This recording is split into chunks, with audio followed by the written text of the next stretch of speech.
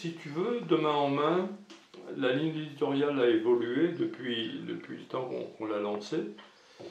Au départ, ça se voulait être le magazine de l'économie juste, donc un magazine qui aurait fait la promotion de l'économie sociale et solidaire. Il en fera toujours la promotion, mais aujourd'hui, il est beaucoup plus axé sur la déconsommation. D'accord. Il est, à notre avis, incontestable que c'est notre surconsommation de pays riches qui est à l'origine de la plupart des maux du monde, et pas seulement écologiques.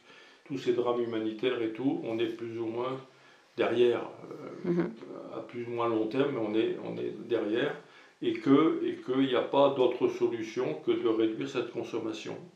Et comme elle ne viendra pas d'en haut, elle ne viendra pas des gens qui la provoquent, cette surconsommation, c'est-à-dire les fabricants, les industriels, les financiers et les politiques qui sont quand même globalement leurs complices, si on peut dire.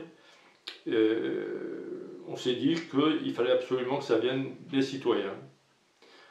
Et que pour ce faire, si on veut effectivement que ça déclenche un mouvement, eh bien, il faut qu'on se donne les moyens médiatiques de masse qui permettent de le faire. Parce qu'aujourd'hui, on est face à un quasi-monopole de médias consuméristes qui dominent l'opinion, on peut le dire, et on est, nous, société civile, on est, nous, militants, on est, nous, démunis, complètement démunis, on n'a aucun contre-pouvoir médiatique à hauteur de la situation. Alors, est-ce que tu es d'accord sur le constat de la surconsommation?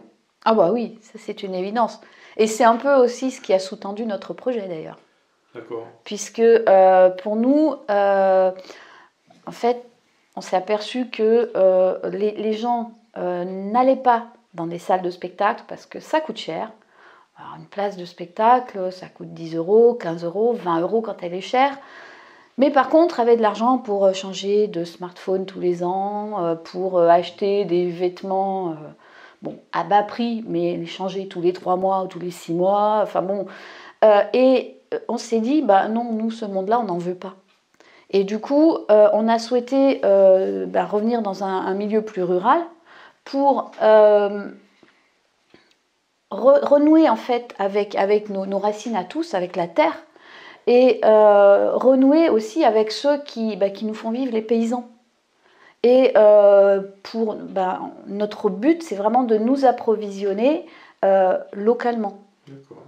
Et on veut aussi participer à ce cycle, on ne veut pas se contenter de consommer localement, mais de participer à ce cycle en s'intégrant avec notre projet, avec notre offre culturelle et surtout avec notre offre d'atelier de réparation où mon compagnon Philippe, qui a des compétences en électricité, en mécanique, enfin bon, des compétences multiples, se propose de réparer ce qui tombe en panne. C'est-à-dire qu'on a un grille-pain, une cafetière qui est tombée en panne, une tronçonneuse, plutôt que d'aller au magasin pour en acheter une nouvelle, commencez par venir voir Philippe, qui pourra la réparer, ou t'expliquer comment le faire toi-même. D'accord. Et ça permet aussi de créer du lien, de permettre aux gens de se rencontrer. Puisque sur ce site où il y aura aussi bien des gens qui ont envie de se poser dans un canapé pour lire, que des gens qui viennent faire réparer, que des artistes qui répètent, que des randonneurs qui arrivent pour passer une nuit chez nous, tous ces gens vont pouvoir se rencontrer, échanger, partager et apprendre à se connaître.